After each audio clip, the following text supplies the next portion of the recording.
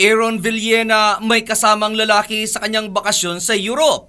Kalat na ngayon sa social media ang mga picture ni na Aaron Villena at ng kaibigan niyang lalaki na kasama niyang nagbakasyon sa Europe. Bagamat walang picture na magkasama sina Aaron at ang kanyang kasamang lalaki na nakilalang si Chris, ayon na rin sa Instagram account nito, ngunit nalaman ng mga Pinoy na magkasama ang mga ito dahil pareho ang kanilang mga pinuntahang lugar at ang mga restaurant na kanilang kinainan. Dahil dito kung kaya't muling lumutang ang pag-question sa gender ni Aaron na matagal nang pinagdududahan. Bagamat itinanggi na noon pa ng kaibigang komedyante ni Aaron na si Kakay na bakla ito, ngunit hindi natigil ang pag-question sa gender nito, lalo na at lumabas ang nasabing mga picture. Sa isang picture naman ito nakuha sa isang resort sa Bataan, makikitang magkasama ang dalawa kasama ng kanilang mga kaibigan, ngunit magkahiwalay ang pwesto ng mga ito.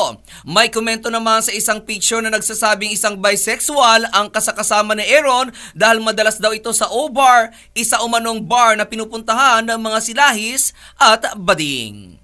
At yan aking balita. Ako naman si RH43 Rocky, ang inyong kaliga sa mundo ng showbiz.